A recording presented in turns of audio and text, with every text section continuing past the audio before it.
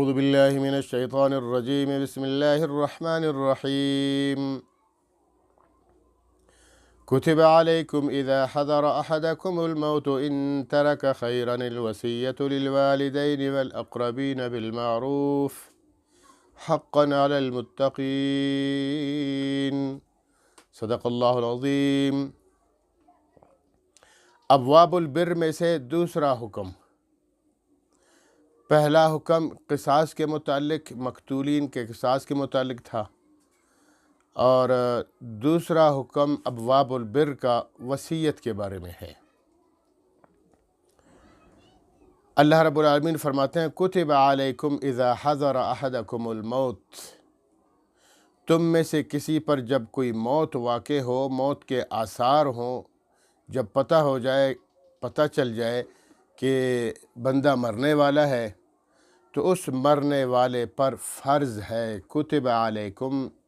تم لوگوں پر فرض کر دیا گیا ہے، اذا حضر احدکم الموت، جب تم میں سے کسی پر موت وارد ہو جائے۔ شرط یہ ہے کہ ان ترک خیرا، اگر وہ مال چھوڑ کے جا رہا ہے، اس کے پاس مال و متاع ہے، اسباب ہے، دولت ہے، تو خیرہ سے مراد مال و دولت ہے۔ کیا فرض ہے؟ الوصیۃ للوالدین والاقربین بالمعروف، کہ اپنے والدین کے لیے وصیت کر جائے، والاقربین، اور باقی رشتہ داروں کے متعلق وصیت کر جائے، بالمعروف، انصاف کے ساتھ۔ حقاً علی المتقین، یہ متقی لوگوں پر، پرہیزگار لوگوں پر فرض ہے، لازم ہے۔ اچھا، یہاں 3 احکامات کا تذکرہ ہو رہا ہے وصیت کے متعلق۔ پہلا یہ ہے کہ اولاد کے علاوہ باقی ورثاء جن کے حصے مقرر نہیں ہیں، ان کے لیے حصہ تعین کرنا، حصہ مقرر کرنا، ورثاء کو جمع کر کے وصیت کے طور پر، یہ پہلا حکم ہو گیا۔ دوسرا حکم یہ ہے کہ ایسے اقارب کے بارے میں، ایسے رشتہ داروں کے بارے میں جن کا حصہ فرض نہیں ہے، مقرر نہیں ہے، تو ان کے لیے وصیت کرنا فرض قرار دیا گیا ہے اس آیت کریمہ میں۔ اور تیسرا حکم یہ ہے کہ یہ وصیت پورے مال کی 1/3 تک ہو، 1/3 سے زیادہ نہ ہو، یعنی مال کو 3 حصوں پہ تقسیم کر دیا جائے، 1/3 کی حد تک ہو۔ اگر 3 کروڑ کی جائیداد ہے تو 1 کروڑ تک یہ وصیت کی جا سکتی ہے ان لوگوں کے بارے میں کہ جن کے حصے مقرر نہیں ہے۔ تو اس آیت کریمہ میں ان 3 باتوں پر، ان 3 احکامات پر بات کی جائے گی۔ چونکہ یہ قرآن کریم کے یہ ابتدائی آیات میں سے ہے، اس وقت ورثاء کے حقوق مقرر نہیں تھے، اس لیے اللہ رب العالمین نے عارضی طور پر یہ حکم فرمایا تھا۔ تو اس لیے پہلا حکم تو منسوخ کر دیا گیا، کیا؟ کہ جن کے حصے مقرر نہیں ہیں ان کے لیے، ان کے حق میں وصیت کرنا لازمی۔ تو یہ تو حکم منسوخ ہو گیا۔ کون سی آیت کریمہ سے منسوخ ہو گیا؟ للرجال نصیب مما ترک الوالدان والاقربون وللنساء نصیب مما ترک الوالدان والاقربون، مردوں کے لیے وہ حصہ ہے جو چھوڑ چکا میت، مرنے والا، اپنے والدین کے لیے اور رشتہ داروں کے لیے۔ وللنساء نصیب مما ترک الوالدان والاقربون، یا عورتوں کے لیے بھی حصہ ہے، مقرر ہے، جو کچھ چھوڑ جائے، والدین یا رشتہ دار چھوڑ جائے، عورتوں کے لیے اپنا حصہ ہے، مردوں کے لیے الگ حصہ ہے۔ مما قل منہ او کثر، چاہے یہ مال متروک تھوڑا ہو یا زیادہ ہو، نصیبا مفروضہ، ان کے حصے اب مقرر کر دیے گئے ہیں۔ تو اس آیت کریمہ نے اس پہلے حکم کو منسوخ قرار دیا کہ جن کے حصے مقرر نہیں ہیں ان کے لیے وصیت کی جائے۔ اب تمام ورثاء کے حصے مقرر ہو گئے، تو لہٰذا یہ حکم پہلا والا منسوخ کر دیا گیا، کیونکہ سب کے حصے، والدین کے حصے، میاں بیوی کے حصے، اولاد میں سے جو بیٹے ہیں ان کے حصے، جو بیٹیاں ہیں ان کے حصے، سب مقرر کر دیے گئے ہیں قرآن کریم میں۔ تو لہٰذا یہ حکم منسوخ تصور کیا گیا۔ اور دوسرے نمبر پر فرمایا کہ یہ وصیت فرض ہے، یہ وصیت کرنا فرض ہے، تو لہٰذا یہ فرضیت بھی اس کی ختم ہو گئی۔ حکم کیا ہے؟ حکم یہ ہے کہ حجۃ الوداع کے موقع پر رسول اعظم صلی اللہ تعالیٰ علیہ وسلم نے تقریباً 1.5 لاکھ صحابہ کرام کے اجتماع میں حکم فرمایا۔ کیا حکم فرمایا؟ کہ ان اللہ اعطی لکل حق حقہ، اللہ پاک نے تمام حقداروں کے حقوق متعین کر دیے، فلا وصیت لہ، اب مرنے والے پر کوئی وصیت لازم نہیں ہے۔ بلکہ اس روایت کے اس کے دوسرے حصے میں یہاں تک بھی ہے کہ لا وصیت لوارث الا ان تجیزہ الورثہ، کہ وارث پر کوئی وصیت نہیں ہے وارث کے لیے، ہاں اس صورت میں ہے کہ اگر ان تجیزہ الورثہ، کہ ورثہ اگر اجازت دیں گے، باقی ورثہ اجازت دیں گے تو پھر وصیت کی جا سکتی ہے۔ تو لہٰذا فرضیت کا حکم بھی منسوخ، البتہ صرف استحباب ہے، استحباب ہے، جائز ہے کہ ایک بندہ 1/3 کے، شرط یہ ہے کہ 1/3 ہو، 1/3 جو تیسرا حکم ہے پھر، کہ ایسے اقارب کے لیے تیسرا حصے 1/3 سے زیادہ نہ ہو، تو تیسرا حکم وہ بھی فرضیت کے درجے میں نہیں ہے۔ تیسرا حکم بھی یعنی 1/3 مال کی 1/3 حصے تک وصیت کرنا، جو اس آیت کریمہ کے روح سے فرض تھا، اب وہ اس کی فرضیت نہیں رہی ہے بلکہ استحباب کے درجے میں ہے، کہ ایک شخص وصیت کر سکتا ہے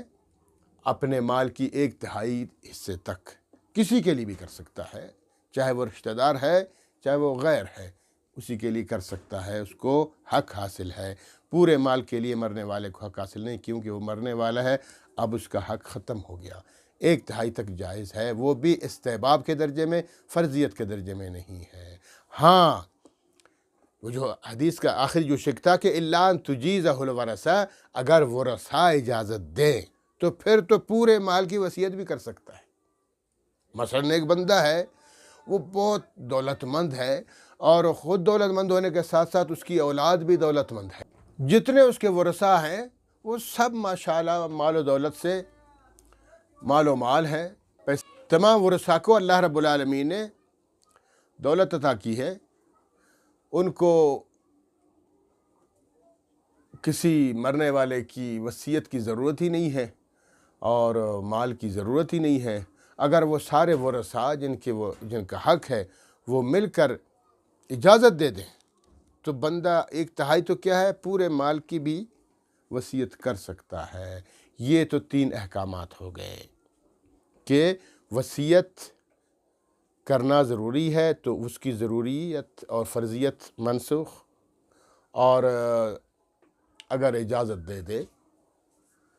ورثہ تو پھر استحباب کے درجے میں ہے، فرضیت کے درجے میں نہیں ہے۔ ہاں ایک چیز ابھی بھی فرض ہے، وہ چوتھا حکم اس کو سمجھیں، ایک چیز ابھی بھی فرض ہے، وہ کیا ہے کہ اگر اس مرنے والے پر کسی کا حق ہے، قرضہ وغیرہ ہے، ادھار ہے، اس نے کسی کے حق ہے اس پر، تو لہٰذا ایسی صورت میں، یا اس کے پاس کسی کی امانت رکھی ہوئی ہے، یا اس کے اپنے پیسے دوسروں پر ہیں، تو ایسی صورت میں مرنے والے پر ورثہ کے حق میں وصیت کرنا فرض ہے، لازمی ہے، کہ کہہ دے کہ بھائی فلاں بندے کے مجھ پر اتنے پیسے ہیں، وہ پیسے میرے مال سے ادا کرنا، میں اس کا قرضدار ہوں، یا فلاں شخص کا مجھ پر حق ہے، ہم لوگوں نے اشتراک کیا تھا، کاروبار کیا تھا، اس کاروبار کے دوران پیسے جو جتنے اس کے حق بنتا تھا اس کا میرا بنتا تھا، تو پیسے میرے پاس تھے، اس کو میں نے نہیں دیے تھے، اب میں مرنے والا ہوں، لہٰذا اس کا حق اس کو ادا کر دینا۔ زمین کا حصہ ہے، باغ کا حصہ ہے، کسی کی دکان وغیرہ مارکیٹ کا، تو یہ اس کے لیے یہ بھی وصیت فرض ہے۔ یا اس کے اپنے پیسے دوسروں پر ہیں تو وہ بھی وصیت فرض ہے، کیونکہ اب اس کی جو جائیداد ہے اس کا تو وہ اب مالک نہیں رہا، اب اس کے ورثہ اس کے مالک ہے، تو لہٰذا اس کی وصیت کرنا بھی لازمی ہے، فرض کے درجے میں ہے۔ تو اس لیے فرمایا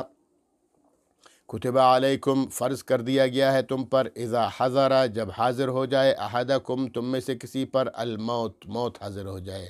موت کا وقت ہو، تو پھر وہ لازم ہے تم پر کہ ان ترک خیرہ، لیکن شرط یہ ہے کہ ان ترک خیرہ کہ یہ بندہ چھوڑ رہا ہے خیرہ مال، ومن یعمل مثقال ذرۃ خیرا یرہ،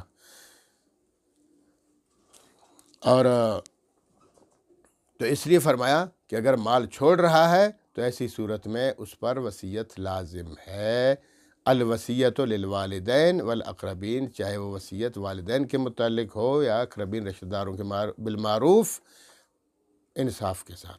ساتھ کرے، چونکہ اب والدین کے حقوق، تمام رشتہ داروں کے حقوق فرض کر دیے گئے ہیں۔ دوسری آیت کریمہ ہے للرجال نصیب مما ترک الوالدان والاقربون وللنساء نصیب مما ترک الوالدان والاقربون مما قل منه وكثر نصیب مفروضہ، اس آیت کریمہ نے اس آیت کریمہ کو منسوخ کر دیا۔ آگے فرمایا حقا المتقین، یہ متقین پر لازم ہے، تو یہ لازمیت بھی ختم کر دی گئی۔ کیسے کہ اللہ کے رسول نے واضح طور پر فرمایا حجۃ الوداع کے موقع پر کہ ان اللہ اعطی لکل حق حقہ فلا وصیۃ لہ، اب اللہ رب العالمین نے تمام لوگوں کے حقوق مقرر کر دیے ہیں، تو مرنے والے پر کوئی وصیت لازم نہیں ہے۔ تو وہ حدیث مبارکہ التواتر کے حد تک ہے کہ 1.5 لاکھ صحابہ کرام کے سامنے حجۃ الوداع کے موقع پر اللہ کے رسول کا فرمان ہے۔ تو سیوطی رحمۃ اللہ علیہ فرماتے ہیں کہ یہ بے شک خبر واحد ہے لیکن تواتر کے ساتھ ہے اور مشہور ہے، خبر مشہور، خبر تواتر،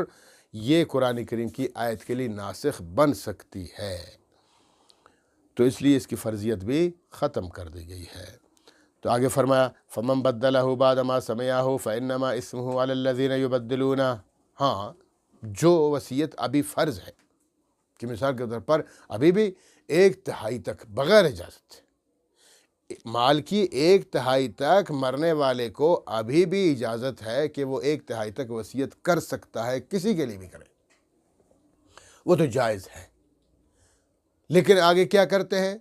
کہ مثال کے طور پر باپ مر رہا ہے، 4 بیٹوں میں سے 1 بیٹا موجود ہے مرتے وقت، تو باپ نے وصیت کی، اس نے وصیت لکھ دی لیکن وہ وصیت غلط لکھی، ٹھیک ہے، اپنے بارے میں لکھ لی، کسی کے لیے وصیت کر رہے تھے، تو اس لیے فرمایا فمن بدلہ بعد ما سمعہ، جس نے اس وصیت کو تبدیل کر لیا اپنے بارے میں یا کسی کے بارے میں، اپنے کسی دوست کے بارے میں، جو میت نے وصیت کی تھی اس وصیت کو چینج کر لیا، غلط بنا دیا اپنے بارے میں، کسی کے بارے میں، تو فرمایا فمن بدلہ بعد ما سمعہ، جس نے اس وصیت کو بدل ڈالا بعد ما سمعہ، سننے کے بعد بھی، فانما اسمہ علی الذین یبدلونہ، پھر اس کا گناہ اس شخص پر ہے جس نے اس کو تبدیل کر ڈالا، فانما تو یقیناً اسمہ گناہ اس کا، علی الذین ان لوگوں پر ہے، یبدلونہ جو اس کو تبدیل کرتے ہیں، اس وصیت کو تبدیل کرنے والوں پر گناہ ہے، فیصلہ کرنے والے پر تو گناہ نہیں ہے، ثالث پر تو گناہ نہیں ہے، جج اور قاضی پر تو نہیں ہے، انہوں نے تو وصیت دیکھی، وصیت کے مطابق انہوں نے فیصلہ کر لیا، تو اس لیے فرمایا ان اللہ سمیع علیم، بے شک اللہ سننے والا اور جاننے والا ہے، سنتا ہے اللہ سننے والا ہے کہ بھئی سن رہا ہے کہ وصیت کیسے کی گئی اور اس کو دوسرے بندے نے کیسے اس کو بگاڑ دیا، سن رہا ہے، اور علیم جاننے والا ہے کہ اگر کوئی فیصلہ کنندہ، ثالث، جج، قاضی، عالم اگر وہ فیصلہ سنا رہا ہے تو اللہ تو جانتا ہے کہ اس کو تو پتہ نہیں بھئی، اس نے تو وصیت نامے کے مطابق فیصلہ کر دیا ہے۔ فمن خاف من موص جنفا اور اسمن، ہاں یہاں ایک اور اللہ تبارک و تعالیٰ بات فرماتے ہیں، فمن خاف، اگر جس شخص کو خوف ہو، تو من جس کو خاف خوف من موص، وصیت کرنے والے کی جانب سے، موص وصیت کرنے والا جو وصیت کنندہ تھا، مر چکا، وصیت کر کے چلا گیا، اس کی وجہ سے اگر کسی بندے کو خوف ہے، جنفن سائڈ، طرفداری کا خطرہ ہے کہ بھائی یہ طرفداری کر رہا ہے، کچھ کو مالا مال کر رہا ہے اور کچھ کو حق مار رہا ہے ان کا، ٹھیک ہے، اور اسمن یا کسی گناہ، کسی بھی گناہ، تلفی وغیرہ کا گناہ کا خدشہ ہو کسی کو، فاصلح بینہم، پھر اس وصیت جو غلط وصیت کی گئی ہے، طرفداری جس میں کی گئی ہے، گناہ جس میں کیا گیا ہے، تو یہ بندہ فاصلح بینہم، ان میں اصلاح کر دے، ان کی مشاورت سے بیٹھ کے بھائی دیکھو وصیت ایسی کی گئی ہے اور یہ وصیت سراسر غلط ہے، انتہائی سے زیادہ بھی ہے، اور پھر جناب جس کا حق ہے، ایک بندہ غریب ہے اس کو نہیں دیا گیا، امیر کو دیا گیا، حالانکہ حصے میں برابر ہے، تو دینا تو چاہیے تھا غریب کو، جس وہ مفلس الحال ہے، مفلوک الحال ہے، اس کو دینا چاہیے تھا۔ انہوں نے الٹا جناب وہ مالدار کو دے دیا۔ ایسا نہیں ہونا چاہیے، وہ خود بھی قبر میں جا کے سزا پائے گا، طرفداری کی ہوئی ہے، گناہ ملے گا اس کو۔ تو آپ لوگ اپنے گناہ باپ کو، اپنے میت کو گناہ سے بچنے کے لیے تو آپ ایسے کرو کہ میاں روی اختیار کرو، اس طرح کی باتیں کر کے اصلاح کی باتیں کرے گا تو فاصلہ بینہم، پھر ان میں آپس میں اصلاح کر لے گا، فلا اثم علیہ، پھر ایسے بندے پر کوئی گناہ نہیں ہے۔ ہاں گناہ کیا ہے؟ بلکہ کار خیر کا کام کیا اس نے۔ ان اللہ غفور الرحیم، بے شک اللہ معاف کرنے والا اور مہربان ہے، کہ وصیت کچھ تھی اور اس کو کچھ کر دیا گیا لیکن اصلاح کی صورت میں، تو اللہ پاک فرماتے ہیں اللہ ایسے گناہ کو معاف کر دے گا بلکہ رحم بھی کرے گا۔ اللہ رب العالمین سمجھنے کی توفیق عطا فرمائے۔ وآخر دعوانا الحمدللہ رب العالمین۔